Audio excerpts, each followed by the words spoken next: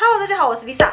我之前呢，在别的影片呢，有稍稍的提到一下 double major 跟 minor 的事情，这有稍稍的引起一些小娃娃们的兴趣，所以今天我就来说明一下 double major 跟 minor， 然后我建不建议 double major 或 minor 呢？娃娃 TV。其实 double major 呢，顾名思义呢，就是你要比别人多念一个系，除了学校规定的共同科目之外呢，你还要比别人多念1倍的课，多交1倍的功课，多做1倍的报告，还有多考1倍的试。那 minor 呢，可能就是 major 的一半吧，反正就是比 major 少一点啦。那我这样说，大家有没有比较了解一点了呢？那回到前面的问题，我建不建议 double major 或 minor 呢？当然建议啊。多一个专长，多一个文凭，没有什么不好的啊，对不对？如果我说这种话的话，那真的是不太负责任，因为书不是我在读的，试也不是我在考的，功课也不是我做的，时间也不是我花的，所以我如果说这种不痛不痒的话呢，那真的是不太负责任。所以我不会随便去建议人家 double major 或 minor， 我会说要不要 double major 或 minor 呢，是要看你的能力跟你想要过什么样子的大学生活。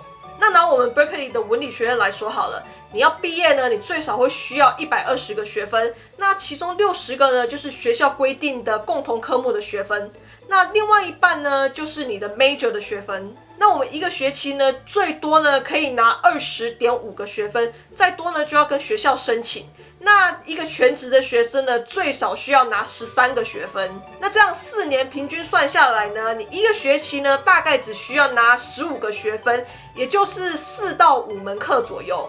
那这样你4年呢，就可以准时的毕业。那其他的时间呢，看你是要去参加社团啊，去参加活动啊，去玩啊，去打工啊，或者去找实习都可以。那如果你要 double major 的话呢，就等于你要比别人多念60个学分左右，也就是说你一个学期呢最少要拿22.5个学分左右，你才可以在4年准时毕业。所以我之前就有说过，为什么转学生会比较难 double major 了，这就是原因，因为时间根本不够啊。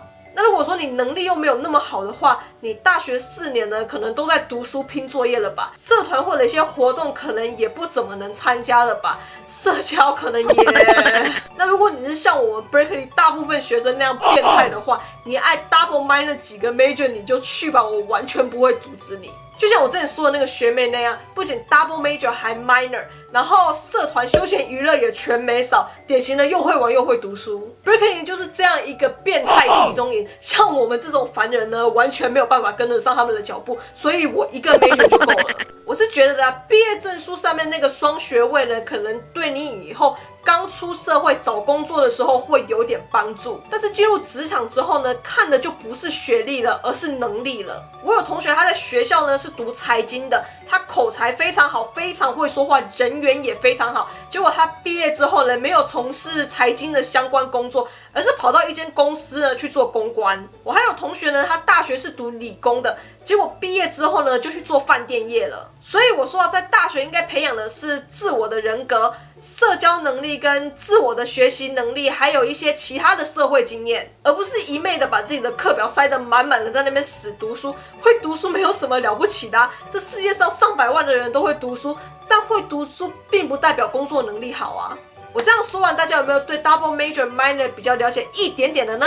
那听我说完，大家还会想要 double major 或 minor 吗？都可以留言跟我分享一下哦。好，那今天的影片就到这里。如果你喜欢的话呢，不要忘记帮我按赞、按订阅、开铃铛、加分享。另外 ，Lisa 也有 Facebook 跟 Instagram， 有兴趣的朋友们呢，也可以去帮我 follow、按赞一下哦。那我们就下次见喽，拜拜。